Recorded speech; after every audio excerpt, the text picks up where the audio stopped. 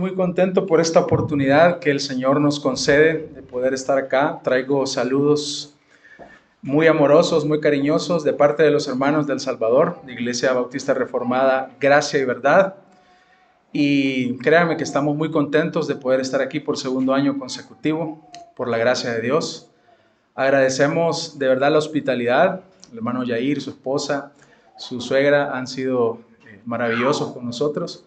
Y gracias, hermano, por tratarnos como no merecemos, porque si nos trataran como merecemos nos iría mal. Así que estamos muy agradecidos, hermanos, por esta oportunidad y su hospitalidad.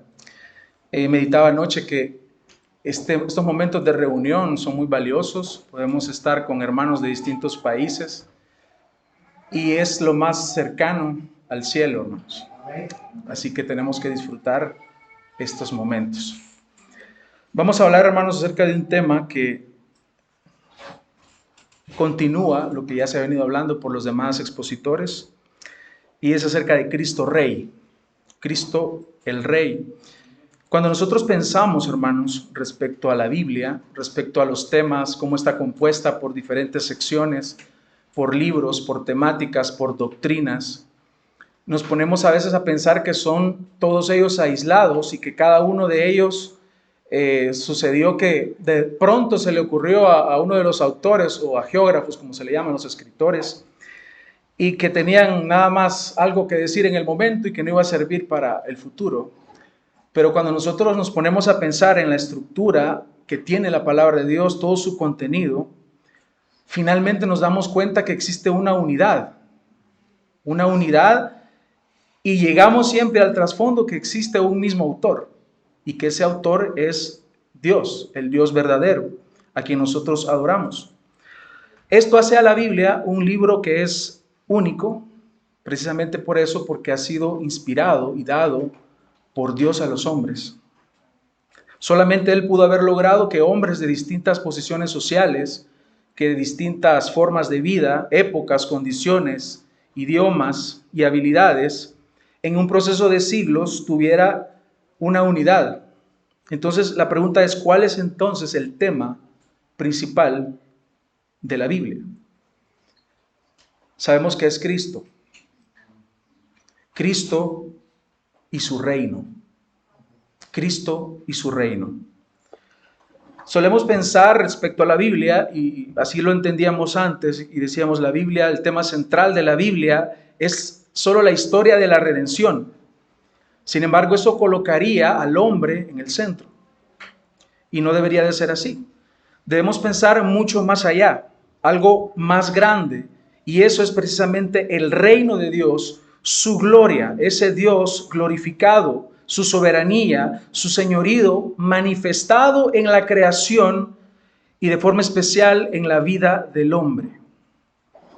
Esa es la meta, ese es el plan eterno, lo cual es la gloria del Dios triuno por medio de la exaltación del Hijo. Eso lo encontramos nosotros en Filipenses 2:9. Dice, por lo cual Dios también lo exaltó hasta lo sumo y le confirió el nombre que es sobre todo nombre, para que al nombre de Jesús se doble toda rodilla de los que están en el cielo y en la tierra y debajo de la tierra, y toda lengua confiese que Jesucristo es Señor, para gloria de Dios Padre. ¿Se dan cuenta cómo la figura del Hijo es importante acá y que el Dios triuno es exaltado cuando el Hijo es exaltado? Entonces la Biblia nos narra la historia de este reino. Un reino que fue perdido en el huerto, pero que si usted va a Apocalipsis 22, usted lee que ese reino es recuperado. Un paraíso perdido y un paraíso recuperado.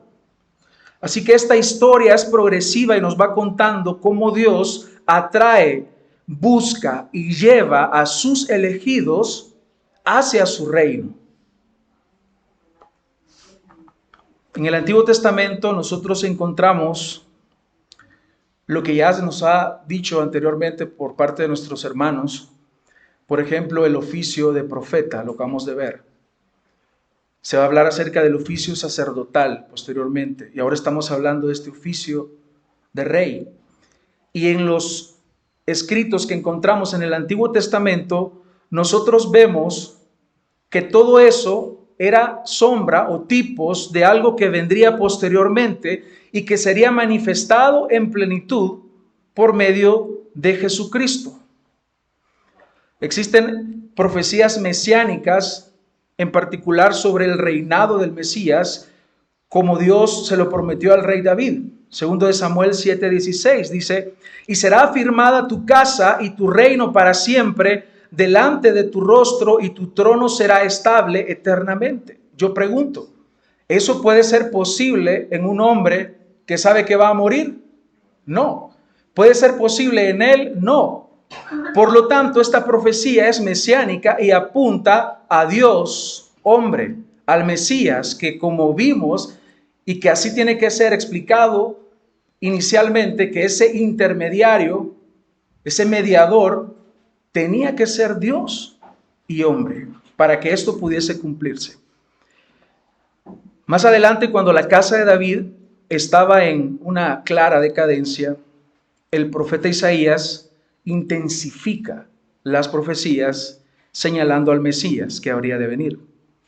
La famosa profecía de Isaías 9 dice: y el principado sobre su hombro, y se llamará su nombre admirable, consejero, Dios fuerte, porque tenía que ser Dios, Padre eterno, príncipe de paz. Lo dilatado de su imperio y la paz no tendrán límite sobre el trono de David y sobre su reino, disponiéndolo y confirmándolo en juicio y en justicia desde ahora y para siempre. El celo del Señor de los ejércitos hará esto.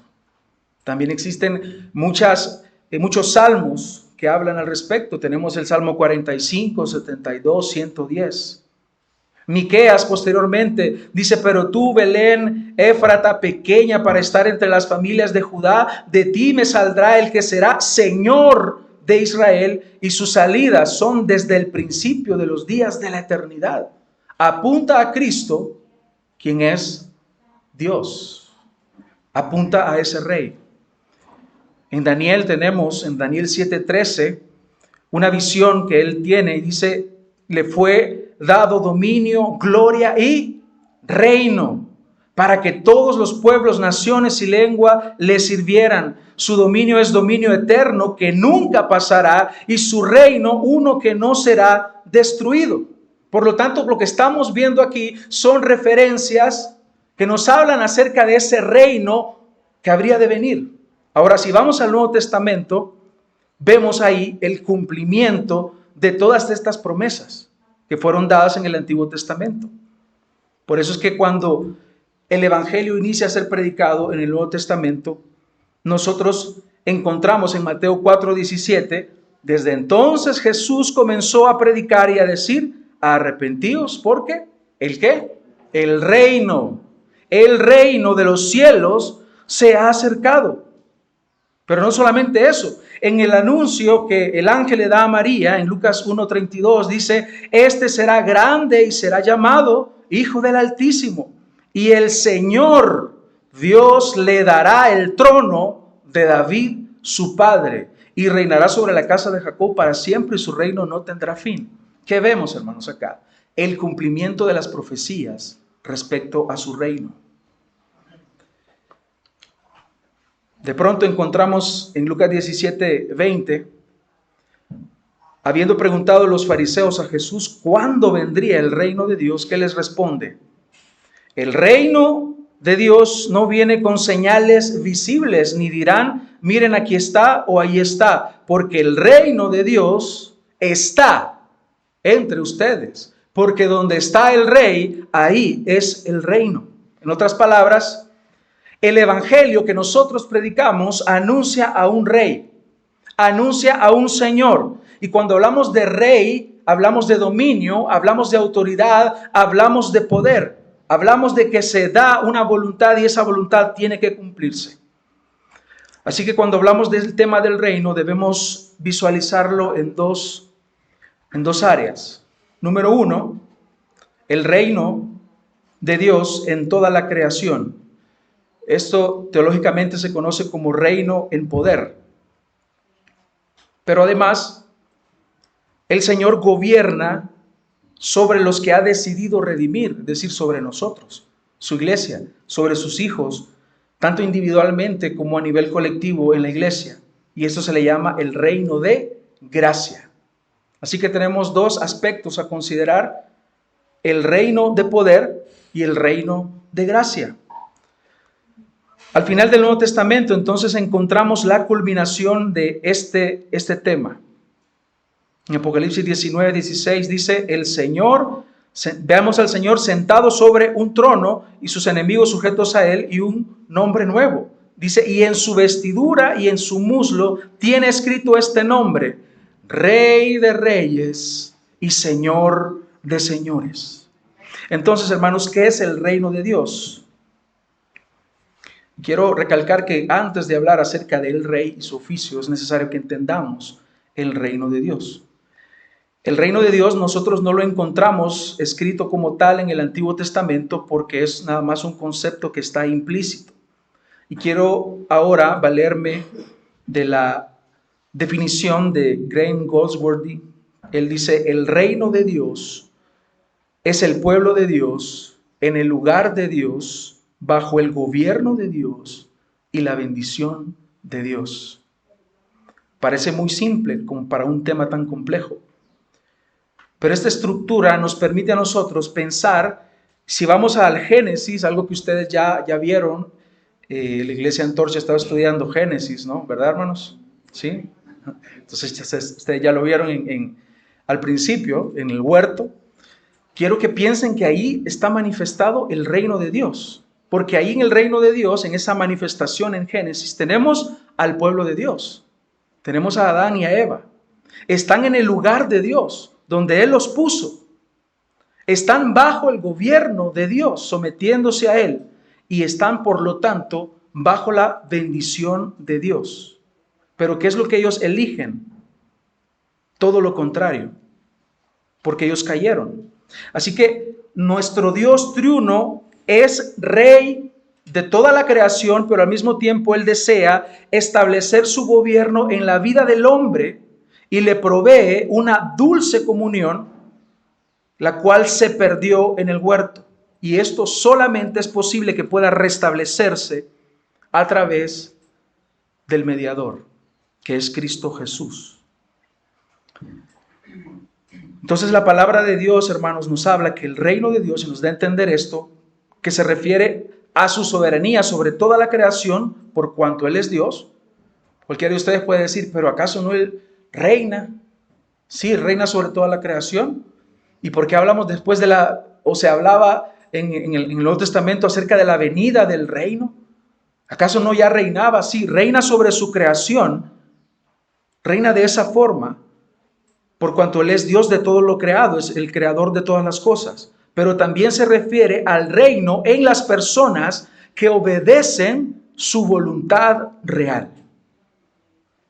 Vemos este patrón que se establece en el huerto del Edén. Entonces vemos ahí a Adán y a Eva como pueblo de Dios, lo vemos en el lugar de Dios, bajo el gobierno y la bendición de Dios, en obediencia a su palabra, al pacto de obras, disfrutando, hermanos, plenamente de la comunión de Dios, de las bendiciones sobreabundantes.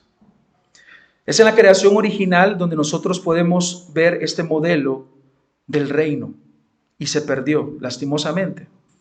Se perdió de esa forma, pero en el Señor podemos ver que esto es recuperado. El pecado entró en el mundo, la desobediencia de Adán y Eva les llevó a caer. Ellos decidieron prescindir del gobierno de Dios y quisieron establecer su propia voluntad. Ellos creyeron que era mejor vivir bajo su propio diseño, bajo su propia idea. Así que el pecado es lo que hizo separación entre Dios y el hombre. La comunión con Dios fue rota y la consecuencia fue desastrosa. Ellos desecharon la bendición de Dios y prefirieron vivir bajo la maldición y el castigo de Dios al quebrantar ese pacto. Oseas 6:7 nos dice: pero ellos, como Adán, han transgredido el pacto, ahí me han traicionado.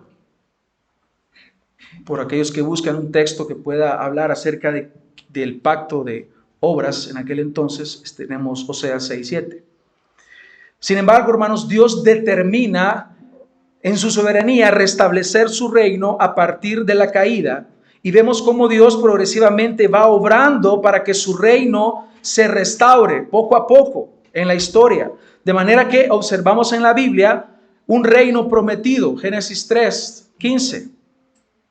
Vemos el reino parcialmente alcanzado en la historia de Israel. Luego vemos que el reino es profetizado. Luego vemos el reino que está llegando. Vemos el reino proclamado posteriormente por los apóstoles y la iglesia. Y finalmente vemos el reino perfeccionado. Y sabemos, hermanos, que este reino se habrá de manifestar plenamente en la segunda venida de nuestro Señor Jesucristo. Así que, hermanos, en virtud de todo esto que estamos tratando de resumir, podemos observar que la restauración de ese reino es posible solo porque el rey ha decidido actuar, ha decidido buscar al hombre. Porque si no es por la obra de Dios, es imposible que este reino sea restaurado. Quiero que veamos entonces a continuación este oficio real. Y para eso yo quiero que veamos cómo es planteado, hermanos, el oficio de un rey en el Antiguo Testamento. Vamos a ir a Deuteronomio 17.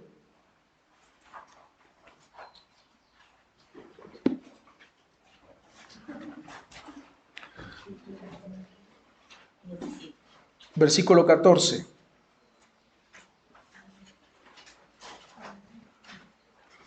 Dice: cuando hayas entrado en la tierra que el Señor tu Dios te da y tomes posesión de ella y la habites y digas: pondré un rey sobre mí, como todas las naciones que están en mis alrededores, ciertamente pondrás por rey sobre ti al que el Señor tu Dios escogiere.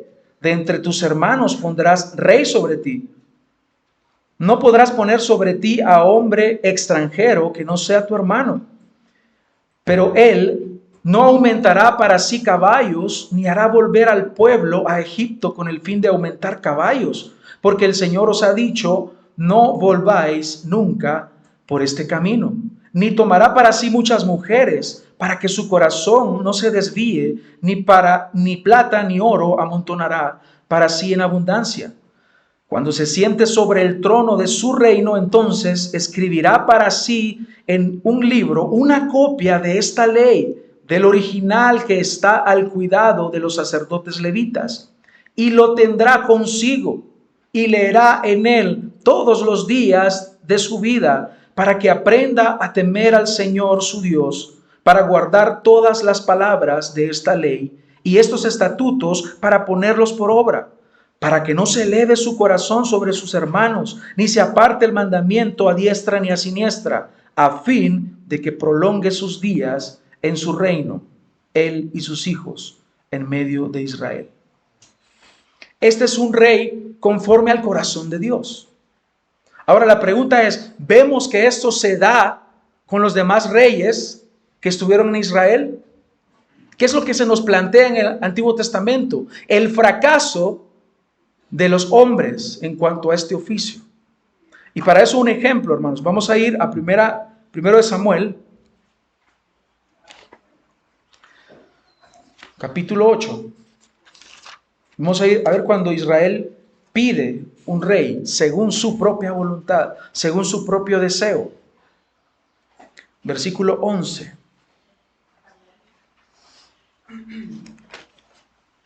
Y veamos el contraste. Y dijo pues: así hará el rey que reinará sobre vosotros. Tomará vuestros hijos y los pondrá en sus carros y en su gente de a caballo para que corran delante de su carro. Y nombrará para sí jefes de miles y jefes de 50. Los pondrá a sí mismo a que aren sus campos y nieguen sus mieses, y a que hagan sus armas de guerra.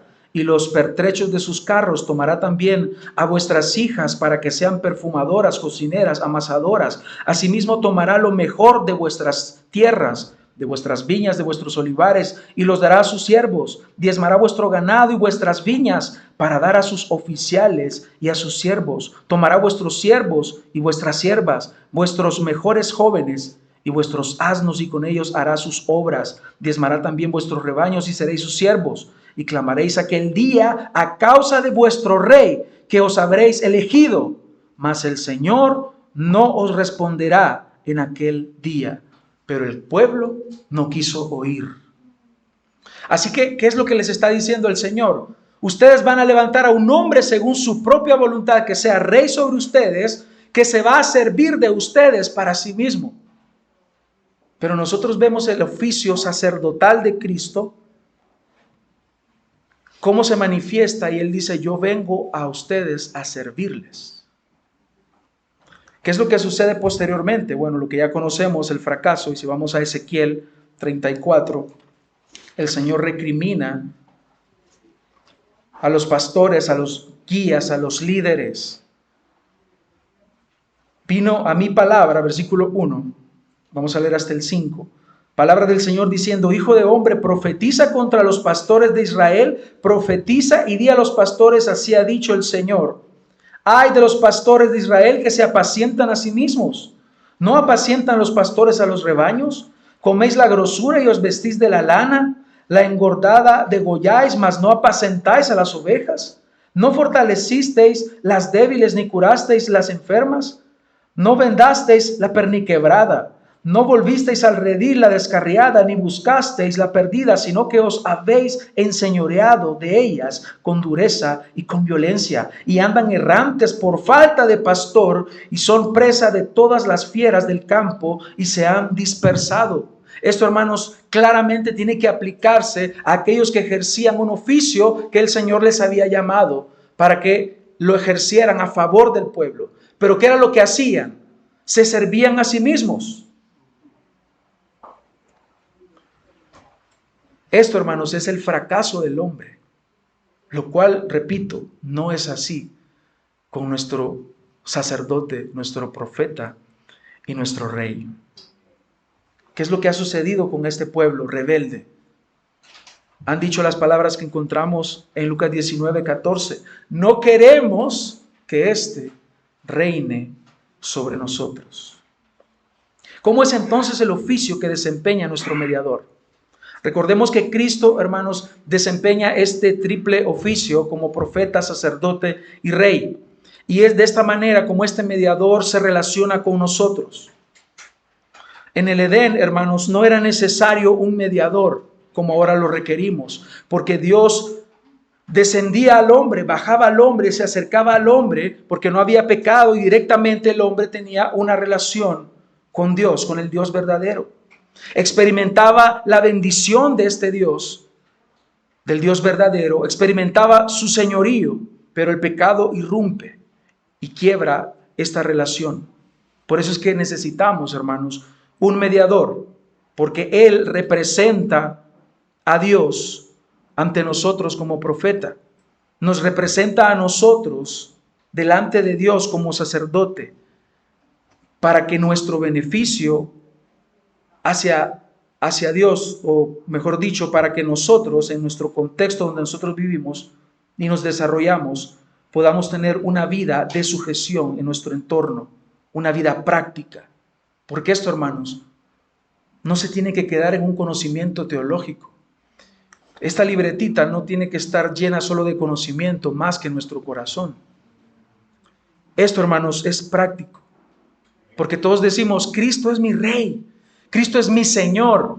Pero ¿es esto realidad, hermanos?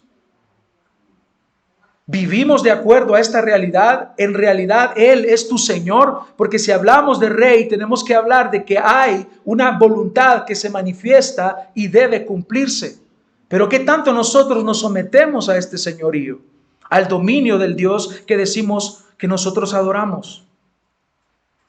Entendamos esto, hermanos, pero al mismo tiempo apliquémoslo. Gracias a este oficio de Rey, nosotros podemos llegar a tener una vida que agrade a Dios. Gracias a este oficio de Rey en nuestro Señor, es que Él nos gobierna. prácticamente, no teóricamente, sino de una forma práctica, Él gobierna tu vida. Tu vida ya no es la misma que la de antes. Tu vida es guiada por su palabra. Porque donde hay un rey, hay leyes, hay normas. Y nosotros tenemos la palabra de Dios como nuestra regla de vida. Entonces la pregunta es, ¿la palabra de Cristo te gobierna? Esta palabra que el Señor te da es la ley que debes de cumplir en su reino. ¿Eres guiado por la palabra de Dios? Porque sabes, Él cumple su función de protegerte a ti como un rey. Él te da la vida, Él te protege.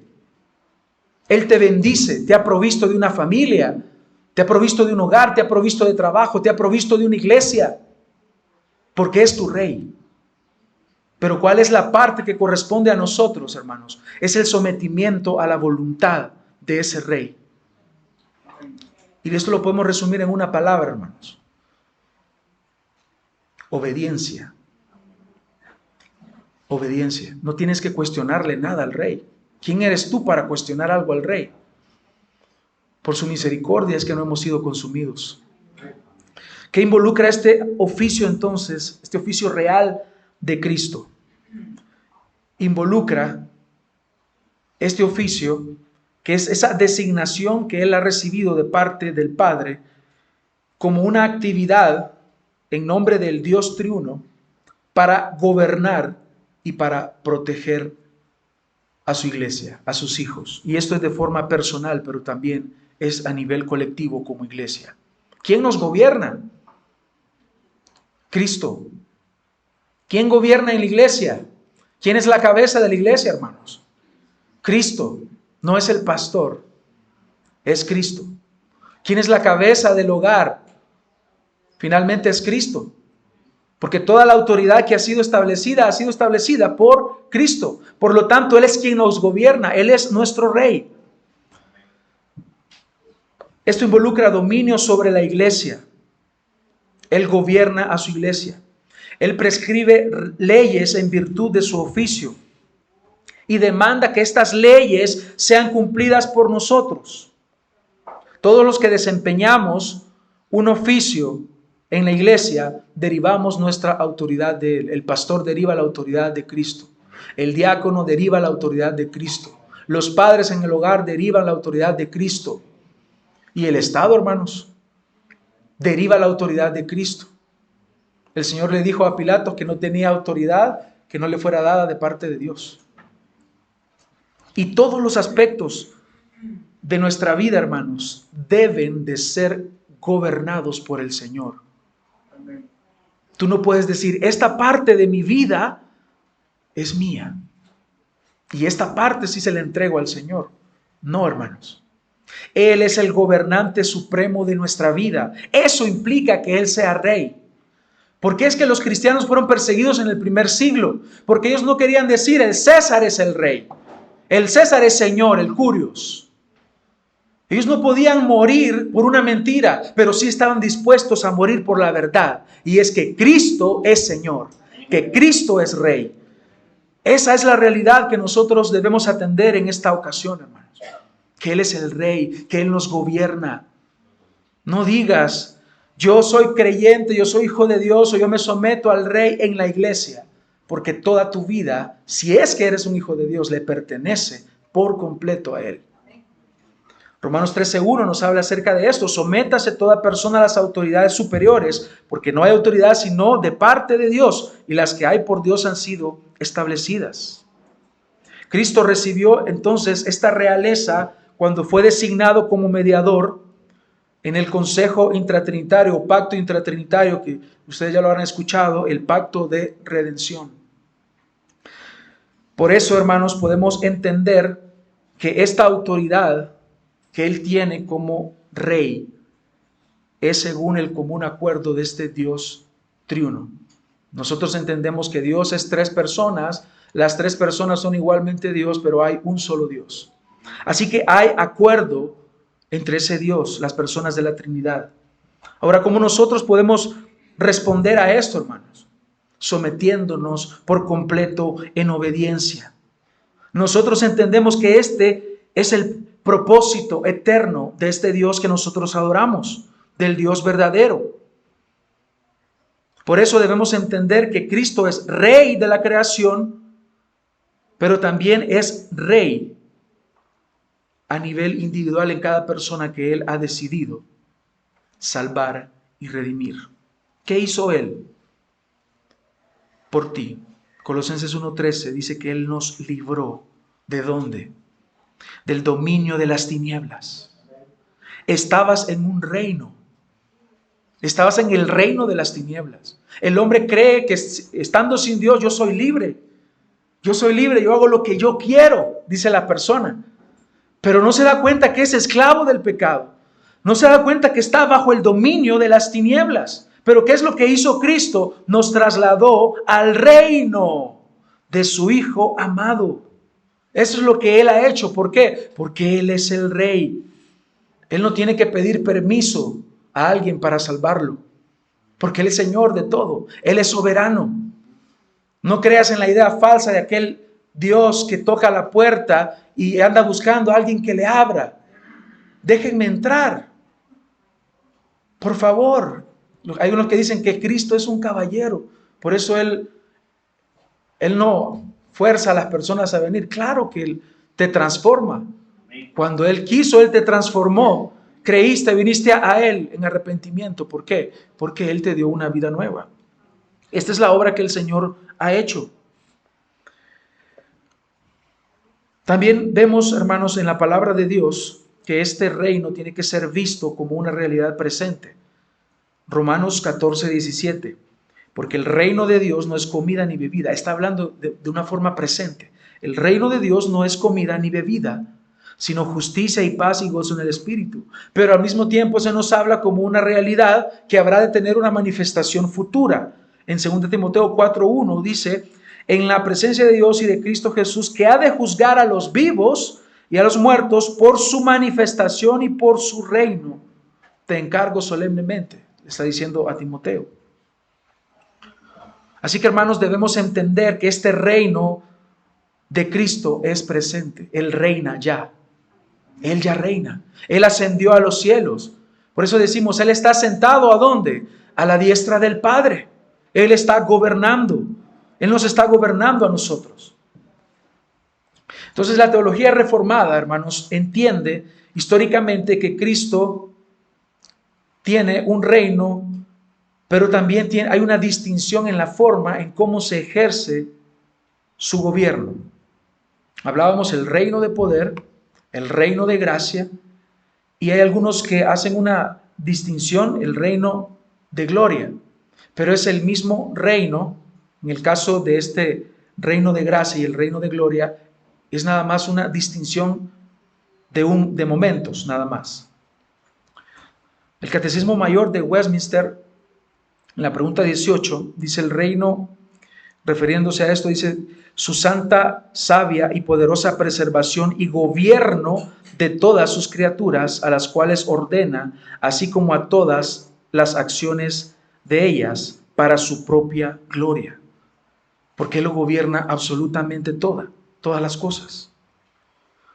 En cuanto al reino de gracia, es la especial mediación de Cristo que ejerce sobre sus hijos, sobre su iglesia. Y por ahí citamos el catecismo de Rutherford, que solo encontré en una nota por ahí, cómo Dios no necesitaba recibir un reino, sino como mediador, su Padre le regaló un reino para Él y todos sus herederos. Este es el reino de Dios, porque Él es Rey. ¿Qué dice el Catecismo Bautista en la pregunta 109? Dice, ¿qué oramos en la segunda petición? En la segunda petición, que es, venga tu reino, oramos que el reino de Satanás sea destruido y que el reino de la gracia avance, que nosotros y otros seamos introducidos y guardados en este último y que el reino de la gloria venga pronto. Aquí se hace la distinción en el reino de la gloria, que es la manifestación futura en gloria cuando Cristo regrese. Así que podríamos decir que este reino de gloria es esencialmente el reino de la gracia de Dios consumado. Así que no son reinos diferentes, sino que son estados diferentes en el reino de Dios. Vamos a continuar, hermanos. Ahora, entendiendo este aspecto del reino de Dios, yo quiero que ahora hablemos específicamente de la figura de este rey. Como era costumbre en los tiempos antiguos, en cada reino, que el rey fuera anunciado antes de su llegada. Cristo Rey fue anunciado por los profetas. Fue anunciado por los sacerdotes en el templo, quienes por medio de su oficio manifestaron una sombra, nada más, del verdadero sacrificio.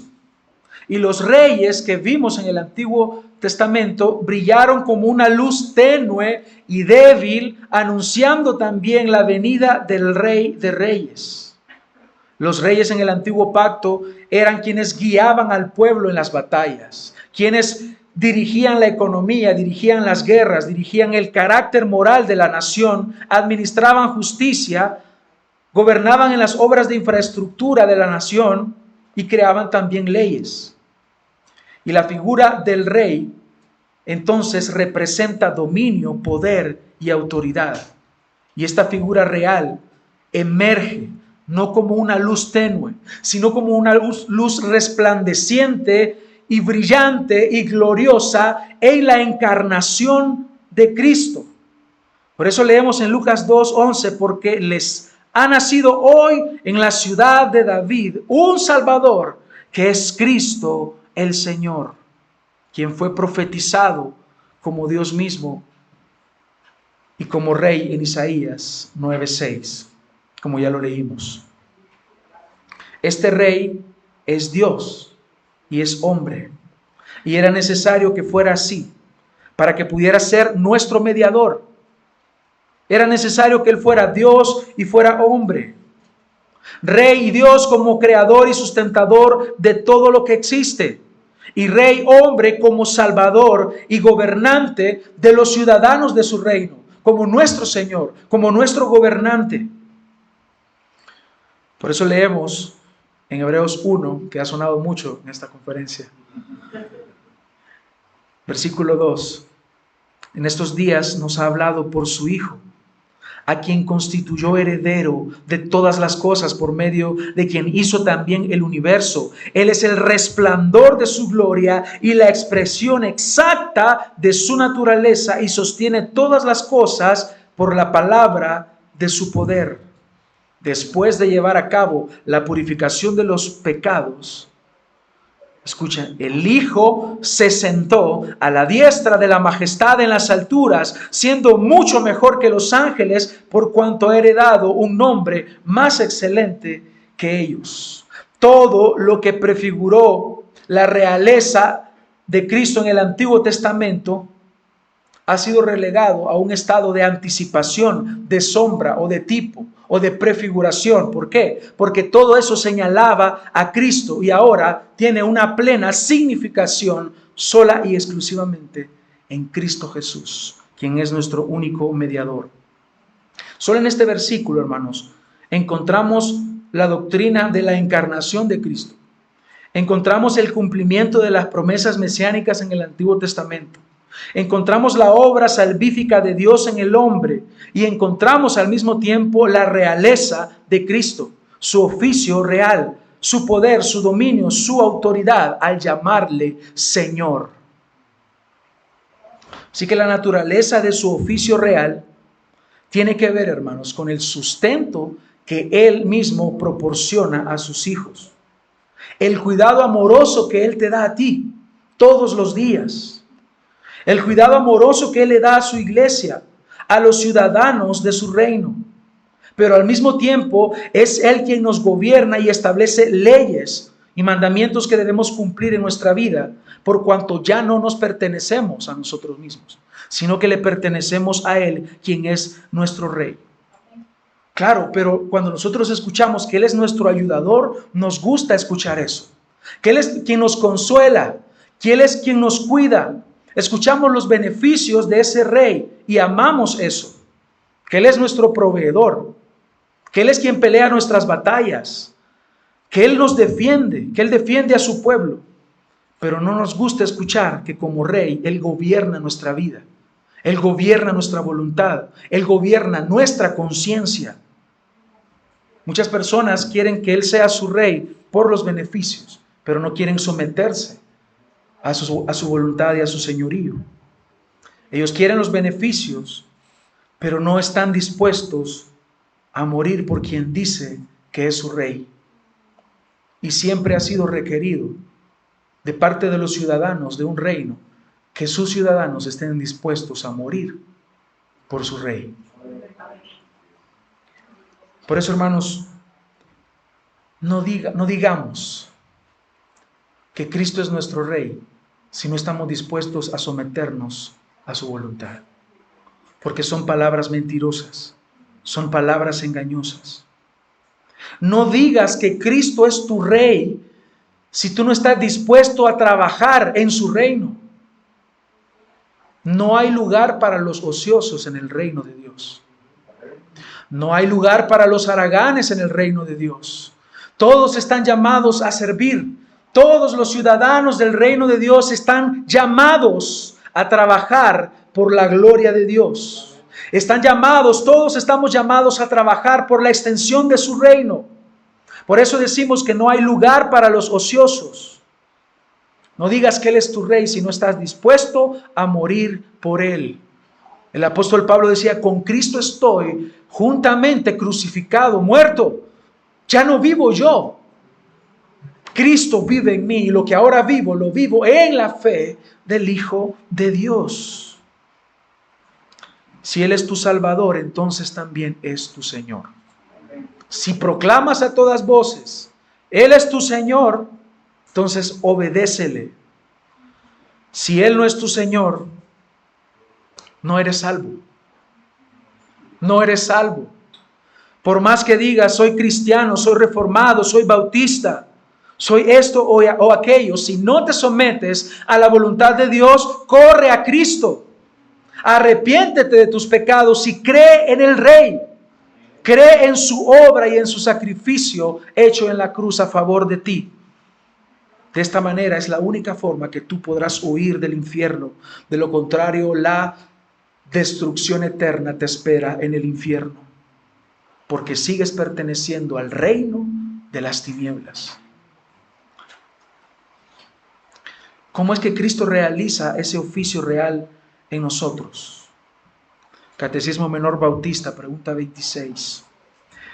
Cristo realiza el oficio de Rey sometiéndonos a sí mismo, gobernándonos y defendiéndonos, y refrenando y venciendo a todos los enemigos suyos y nuestros. ¿Cómo? Sometiéndonos a Él. Si Cristo es Rey, sométete a Él. Si Él es tu Rey, si Él es tu Señor, sométete a Él. Si Él es tu Rey, entonces Él te gobierna y te defiende, porque Él es Rey. En Él no hay fracaso, en Él solo hay victoria. Y al mismo tiempo, refrenando y conquistando a nuestros enemigos, Él ha vencido la muerte. Hermanos, ¿qué efecto tiene la muerte en nosotros? Ya no, hermanos, Cristo venció la muerte. Cristo ha vencido la muerte. ¿Y el pecado? ¿Qué hay del pecado? Hermanos, Cristo ha vencido el pecado. Cristo, al gobernarte, nos provee a nosotros al Espíritu Santo que mora en nosotros. Él dice, les conviene que yo me vaya. ¿Sabes por qué? Porque el Espíritu Santo mora en nosotros. Ahora tú puedes vencer el pecado. Aquella persona que dice, yo no puedo dejar el pecado y vivo en el pecado, pero me llamo cristiano, pero asisto el día domingo a la iglesia. Momento, si tú eres un verdadero hijo de Dios, el Espíritu Santo mora en ti, por lo tanto, el pecado no se puede enseñorear de ti. Puedes hacer morir lo terrenal en ti. La murmuración, la fornicación, cualquier tipo de deseo sexual, la mentira, deseos sexuales pecaminosos, la mentira, el engaño, el egoísmo, el orgullo. ¿Por qué? Porque si el Espíritu Santo mora en ti, entonces tú darás fruto. Y el fruto del Espíritu, no los frutos, el fruto del Espíritu es amor, gozo, paz, paciencia, benignidad, bondad, fe, mansedumbre, templanza. Tú no puedes decir, no, yo tengo amor, pero soy destemplado. No, hermanos, es el fruto del Espíritu. Es el fruto del Espíritu. Por lo tanto, Él te gobierna de esa forma. Por lo tanto, hermanos, si pertenecemos al pueblo de Dios, al reino de Dios, le honraremos, le obedeceremos con la debida reverencia del Rey que es. Nadie puede decir que es salvo por otros medios. Nadie puede decir que es salvo por linaje, por cumplir obras, por logros morales. ¿Por qué? Para ser salvo, tú debes de creer que Cristo es el Rey y vivir bajo esa verdad todos los días de tu vida. ¿Quiénes no desean someterse al reino de Dios, al reino de Cristo? Sus enemigos. No someterse al reino de Dios es un crimen de alta traición al Rey de Reyes y Señor de Señores. ¿Quiénes no quieren someterse al reino de Dios? Aquellos que se aferran a sus propias obras. Aquellos que creen que por sus propios méritos un día se van a presentar delante de Dios y le van a decir, Señor, yo hice esto, yo hice lo otro, yo eché fuera demonios, yo sanaba enfermos, yo asistía todos los domingos a la iglesia, yo daba mis ofrendas, yo diezmaba, yo hacía esto y lo otro. Trapos de inmundicia. Nada de eso te salva. Nada de eso te salva. Y ojo con el lugar que tienen las obras, porque las obras no son para salvarnos. Hacemos obras porque somos salvos, para agradar a Dios. Las obras que Él preparó de antemano para que andemos en ellas. ¿Quiénes más? Son aquellos que creyendo en su propia justicia no se someten a los mandamientos del Señor. Es decir, son rebeldes. Ellos no quieren someterse al reino de Dios. Ellos de ninguna manera moverían un dedo por cumplir la voluntad del Rey. Ellos de ninguna manera servirían a su hermano. Ellos de ninguna manera aprovecharían el tiempo doblando sus rodillas, orando, leyendo la palabra de Dios en un día común en su vida. Porque no aman al Rey, porque no quieren tener comunión con Él. Ellos de ninguna manera estarían dispuestos a cumplir la voluntad del Señor en obediencia santa a su Rey. ¿Eres tú de esos? ¿Eres un verdadero hijo de Dios que se somete al Rey? El Salmo 2, un salmo mesiánico, nos habla de una forma maravillosa respecto a este reino y su ungido. Dice, ¿por qué se sublevan las naciones? Salmos 2, versículo 1. Y los pueblos traman cosas vanas. Se levantan los reyes de la tierra y los gobernantes traman unidos contra el Señor y contra su ungido, diciendo, rompamos sus cadenas y echemos de nosotros sus cuerdas. Esta es la actitud del desobediente, del que no se somete al Señor. El que se sienta como rey en los cielos, se ríe. Y no solo se ríe, hermanos. El Señor se burla de ellos. Luego les hablará en su ira y en su furor los enterrará diciendo, pero yo mismo he consagrado a mi rey sobre Sión, mi santo monte, él gobierna sobre sus hijos. Ciertamente anunciaré el decreto del Señor que me dijo, mi hijo eres tú, yo te he engendrado hoy. Pídeme y te daré las naciones como herencia tuya y como posesión tuya los confines de la tierra. Hay algunos misioneros que agarran este texto para salir a las misiones y dicen que el Señor les ha hablado porque dice, pídeme y te daré por herencia las naciones de la tierra. Hermanos, esto es referente al reinado de Cristo, a su reinado. Tú los quebrantarás con vara de hierro, los desmenuzarás como vaso de alfarero. Ahora pues, oh reyes, muestren discernimiento.